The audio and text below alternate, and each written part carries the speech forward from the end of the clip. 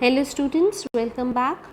हाँ जी बेटा, fourth sample paper the last 10-11 questions रह गए, उन्होंने कंप्लीट करके ऐसे सैम्पल फिनिश करिए फोर्थ वाला पेपर भी। हाँ जी, 25th क्वेश्चन, एक डाइस ਨੂੰ थ्रो ਕੀਤਾ twice. What is the probability of getting same number on both dice? दो बारी सुटिया, सो पहले तो टोटल केसेस दसो कितनी बारी होंगे। 6 होंगे डाइस से एक बारी, तो ये हो गया 36 टोटल केसेस। सेम नंबर मीनस 1 आ सकता है, 2 आ सकता है, 3 आ सकता है, 4 आ सकता है, 5 एंड और 6। ਇਹ केसेस है, ਇਹ किन्ने है टोटल 6। सो साडी प्रोबेबिलिटी की है फेवरेबल, साडे वाल हक च किन्ने 6, टोटल किन्ने 36। सो आंसर किन्ना आ गया 1/6। नेक्स्ट 26, एक कॉइन ਨੂੰ 50 टाइम्स टॉस किया है, टेल आ रही है 28 टाइम्स। 50 टाइम्स टॉस करते हैं तो 28 बारी टेल आई। In a single throw of coin, what is the probability of getting a head? Head आने के कितने chances है? 22। ठीक है, मतलब हम एक अगर वारी ऐसी हेड दी कढ़नी है, एक बारी अगर टॉस करने तो साडा हेड आया, head. So these are the chances of head, these are the chances of tail. So what is the required probability? 22/50। Cancel out कर दो, so it's 11/25। Next, height of the cone अगर मैं double करता, volume कितना, मतलब height पहले H C तो new height कितनी हो गई 2h। वॉल्यूम की है,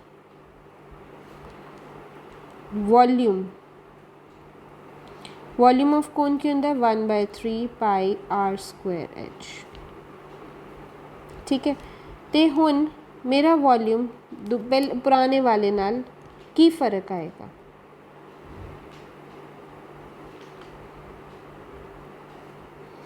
रेडियस बारे कोई गल नहीं की। सो अगर रेडियस बारे नहीं गल की, असी अज्यूम कर रहे हैं कि रेडियस जड़ा है उवें दा उवें है, पुराना भी आ रहा है तो नवा भी आ रहा है।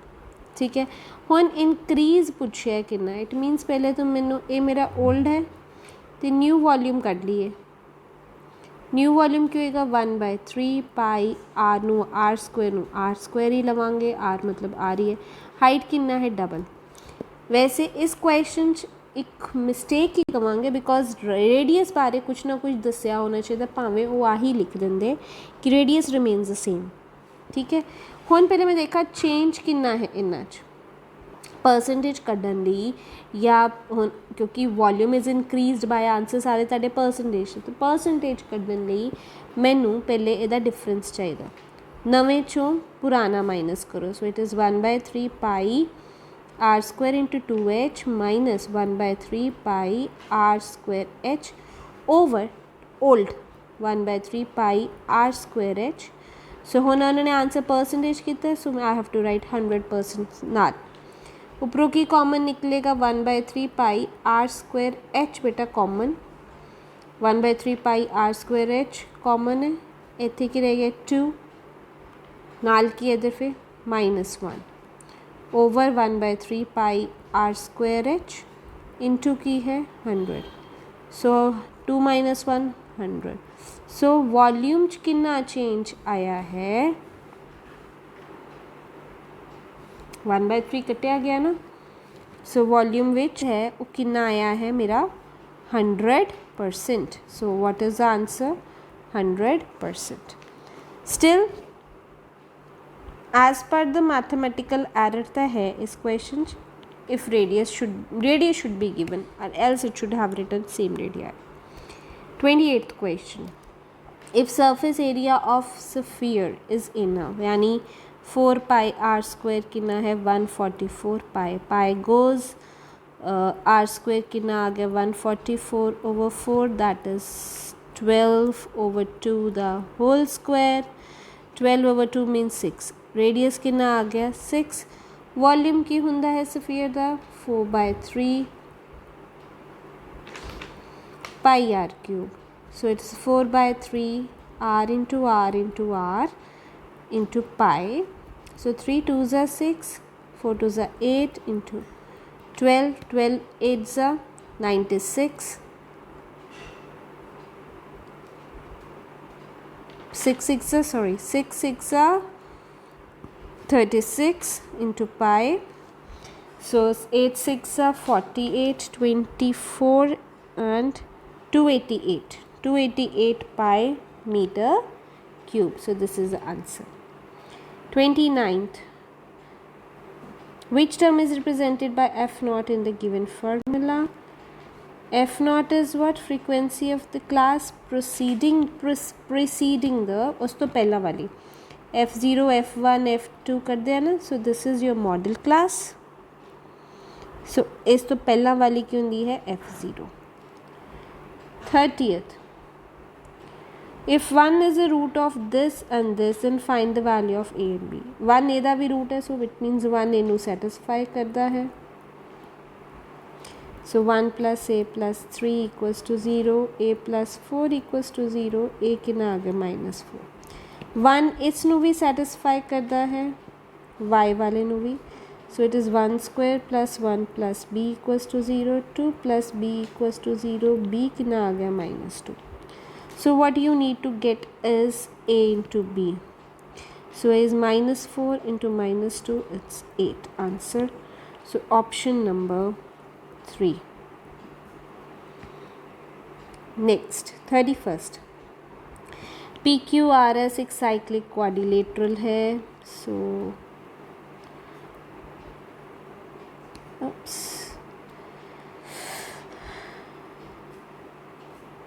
Okay, PQRS एक cyclic quadrilateral है. PQ 80 है, so this will be 100 time 180 cover up होएगा. Cyclic quadrilateral the opposite angles 180 there. 32nd, x की वैल्यू फाइंड करनी है अगर मॉड की है 25. सो फर्स्टली इनू अरेंज करो असेंडिंग ऑर्डर या नहीं भी. अगर इस मामले हम 14 दे 15 25 ਨੂੰ क्या ही देता है mod. It मीनस 25 maximum times repeat होया. 15 कितनी बारी दिख रहा है मैंने? 15 भी ज़्यादा टाइम दिख रहा है, 2 3. 15 इज़ रिपीटेड 3 टाइम्स. तो बेटर हो कि इनू असेंडिंग ऑर्डर कर लिया करो. 25 now let's take another color. 25 1 2 3. okay, 20 is 1 2 3. so जो 20 है वो भी 3 times है right now. तो 25 भी जड़ा है वो 3 times है. हुन उन्होंने क्या मॉड की है 25 मीन्स 25 सब तो ज़्यादा टाइम्स है. एक टाइम और आना चाहिए. इट मीन्स एक्स की वैल्यू की होएगी 25. next 5 times tan a minus 5 times secant. साढ़े कोल फॉर्मूला है 1 plus tan square a equals to secant square a.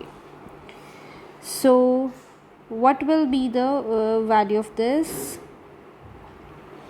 1 ਨੂੰ ਇੱਧਰ ਲੈ ਜਾਓ, secant ਨੂੰ ਇੱਧਰ ਲੈ आओ. So it is tan square a minus secant square a equals to minus 1. So let's move on here. A देखो, take 5 common. Tan square a minus secant square a. Then it is plus 1. So this answer is minus 1. So 5 into minus 1 plus 1. It's minus 5 plus 1. Answer comes out to be minus 4. So your option is minus 4. D. 34th. Volume of two spheres is ratio है असी उन्हें दे curved surface areas निकालने. Spheres का volume यानी 4/3 pi. Let us suppose एक दा capital R है, दूसरे दा small r है, radii. So it is 27/8. This goes capital R over small r whole cube is equals to 27/8. So can I write it like this? 27 किदा cube है 3 दा, 8 किदा 2 दा. So capital R over small r मेरे कोल मैं save करके रख लिया 3/2. Now what is curved surface area? 4 pi capital R square 4 pi small r square. 4 pi गया. So you are left with capital R over small r the whole square. It's 3/2 whole square, that is 9/4. Answer is 9/4. So what is the option? 9/4. Last question. Area of two similar triangles इन्ने दिते हैं, length of side of the larger triangle is this, length of the, हुन similar triangles दे दिते हैं, area दे दिता है। Area की हुंदा है ratios of area, area A1 over area let us suppose second की फॉर्मूला होंदा है ratio of sides the square. हाँ जी, length of the side of the larger triangle, larger केड़ा होएगा जिहदी साइड वड्डी है, इज़ 20, सो दिस इज़ 20। असी स्मॉलर डिफाइन करनी है दिस, सो पहला एरिया 36, नीचले दा 100 is equals to question mark है मेरा, so it is 6 over 10 whole square equals to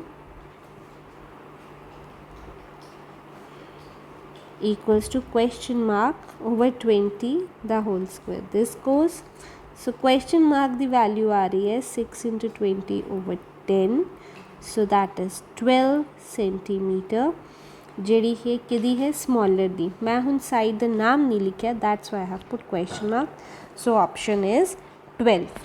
So this was all for your fourth sample paper. I end it here, so if you have any doubt you are free to ask in comment section. Thank you.